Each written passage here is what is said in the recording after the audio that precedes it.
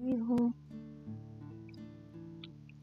Salam sejahtera, shalom, assalamualaikum warahmatullahi wabarakatuh, Om Swastiastu, Namo Buddhaya, salam kebajikan bagi kita semua. Semangat pagi, salam sehat selalu buat saudara-saudariku. Kembali lagi dengan aku, welcome to my channel, Vera Tambajaya. Nah, di video sebelumnya kita udah ngebahas materi tentang asuhan persalinan normal. Ada 5 benang merah dan asuhan sayang ibu. Nah, sekarang kita ngebahas contoh soal atau latihan soal supaya lebih tahu nih gambaran kasus atau soal untuk tentang asuhan sayang ibu dan 5 benang merah ini ya, teman-teman. Oke, langsung aja. Nggak banyak soal, hanya 4 soal dengan 2 kasus ya. Oke, seperti biasa, kita baca pertanyaannya terlebih dahulu. Kita bisa dari pertanyaan menuju ke kasus atau dari pertanyaan baru ke opsi baru ke kasusnya gitu ya, teman-teman. Ada banyak cara yang bisa kita lakukan karena ada banyak pengecoh nanti di soalnya. Kita cari intinya aja. Oke, di sini yang ditanyakan apakah asuhan yang tepat untuk Nyonya Yang ditanyakan adalah asuhan. Nah, di sini ibunya sedang hamil. Kemudian ibunya mengaku kencang-kencang teratur. Ibu belum ada keinginan beneran. Ibunya masih aman dong ini ya. Masih aman. Kemudian ini hasil pemeriksaannya, kita lihat sekilas aja. Jadi ini semuanya udah harus terkonsep ya di pikirannya kita, di pandangan pikiran harus cepat tap gitu. Jadi ini semuanya dalam kondisi normal, tekanan darah, heart rate ini. Jadi matanya aja dimainkan. Matanya dimainkan cepat, lo langsung tahu ini semuanya dalam batas normal ya, teman-teman. Kemudian di sini katanya pembukaannya 6 cm. Pembukaannya masih 6, kemudian ketubannya juga masih utuh dong. Kemudian kandung kemihnya penuh. Nah, selama ketubannya masih utuh, pembukaannya juga belum lengkap, ibunya masih boleh kita anjurkan ke kamar mandi sesering mungkin. Kita anjurkan si ibu untuk mengosongkan kandung kemih supaya mempercepat penurunan kepala si janin juga. Kalau kandung kemih ibunya penuh, penurunan kepala si janin itu nanti bakalan terhalang ya, teman-teman. Nah, jadi asuhan yang tepat itu apa? Memberikan kateterisasi nalaton sama metal. Ini tidak dianjurkan karena ini adalah tindakan yang invasif yang bisa menyakiti si ibu ya, teman-teman. Tindakan invasif menyakiti si ibunya. Jadi kalau ada hal yang dimasukkan ke dalam tubuhnya kita itu rasanya nggak enak ya, teman-teman. Jadi ini tidak dianjurkan karena bisa menyakiti.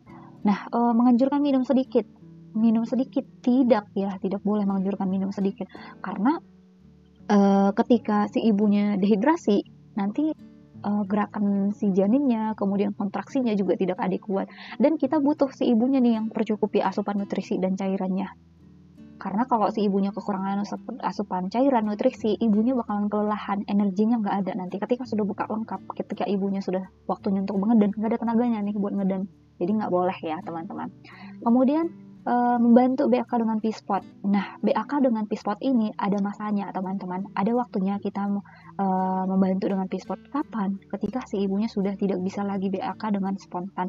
Ketika si ibunya sudah tidak bisa turun ya, lebih tepatnya ya, teman-teman. Jadi kita bantu BAK dengan P-spot. Kita basuh, kita rangsang dengan air biasa atau air hangat juga boleh. Dengan P-spot ini ketika si ibunya sudah tidak bisa turun ya, teman-teman. Maaf, tadi bukan BAK dengan spontan. Lalu yang E, menganjurkan BAK ke kamar mandi. Iya, ini adalah jawaban yang paling benar karena di sini pembukaannya masih 6 cm, belum buka lengkap, ketubannya juga masih utuh. Jadi ibunya masih boleh ke kamar mandi, masih boleh kita anjurkan sesering mungkin ke kamar mandi ya. Jawaban yang paling tepat adalah menganjurkan BAK ke kamar mandi. Kita anjurkan ibunya per 2 jam sekali atau sesering mungkin untuk mengosongkan kandung kemihnya. Nah, kemudian ini juga anak ketiga. Untuk anak ketiga itu pembukaan aktif itu juga sangat bervariasi ya, teman-teman, untuk penurunan dan pembukaannya itu. Maka ketika kandung kemih ibunya penuh akan menghalangi turunnya kepala janin. Maka jawaban yang tepat adalah menganjurkan BAK ke kamar mandi. Oke, kita lanjut ke pertanyaan yang kedua dengan kasus yang sama. Apakah posisi yang dianjurkan pada Nyonya Yang ditanyakan adalah posisi. Nah, tadi kita sudah baca nih, ketubannya masih utuh, pembukaannya 6 cm. Oke. Posisi miring kiri adalah posisi yang terbaik ketika ketuban sudah pecah. Sementara di sini dibilang ketubannya masih utuh ya, teman. Maaf. Sementara di sini dibilang ketubannya masih utuh ya, teman-teman. Ketubannya utuh, maka posisi miring kiri adalah bukan yang tepat. posisi berjongkok. Nah, berjongkok ini kurang nyaman pada saat kala 1. Ini paling nyaman adalah untuk kala 2 ya teman-teman. Untuk kala 2. Kemudian posisi terlentang. Posisi terlentang ini kurang dianjurkan, tidak dianjurkan karena akan pasokan oksigen itu ke si bayinya kurang ya. Diafragma ibunya tertekan, vena cava ibunya bakalan tertekan, jadi bisa membuat ibunya sesak juga. Jadi mengurangi pasokan oksigen juga ke bayinya. Jadi ini tidak tepat ya. Kemudian setengah duduk semipolar ya, kurang tepat ya teman-teman, karena posisi untuk kala 1 itu yang lebih tepatnya adalah upright position, posisi tegak ya, bisa berjalan, bisa duduk gitu ya. Maka jawaban yang paling tepat adalah berjalan.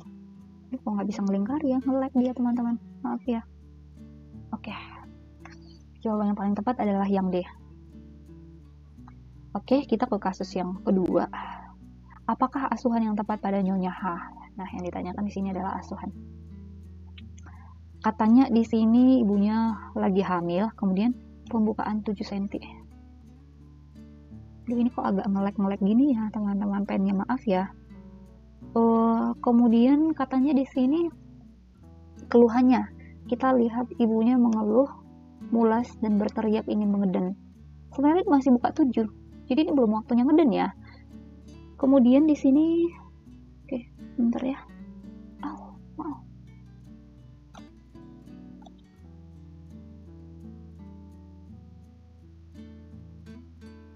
Highlighter, maaf ya teman-teman. Ibu tampak kelelahan. Nah, di sini ibunya tampak kelelahan, bibir ibunya juga kering. Jadi apa tuh teman-teman? Nutrisinya nggak cukup ya. Jadi nutrisi ibunya kurang di sini karena ibunya udah kelelahan.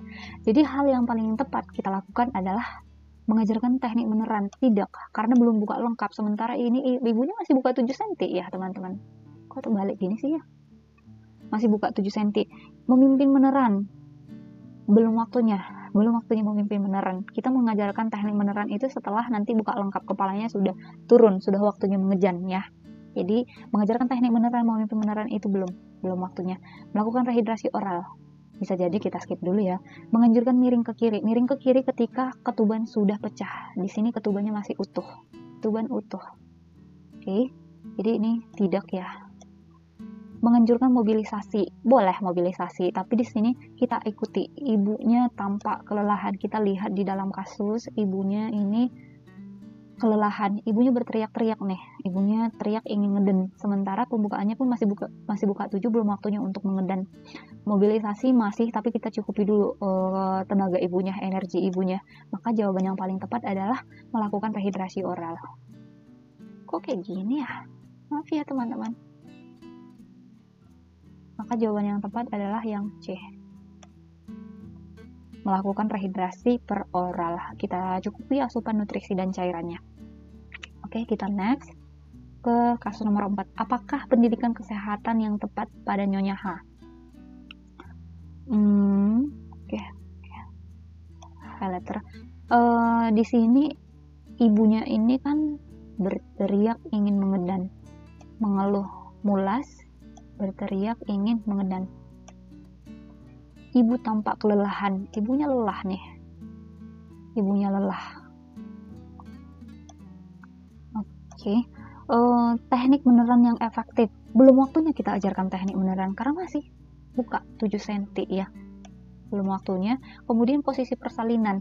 Posisi persalinan kalau masih dia buka 7 masih bisa mobilisasi aktif ya teman-teman, masih bisa upright position, masih bisa berjalan, berdiri gitu ya.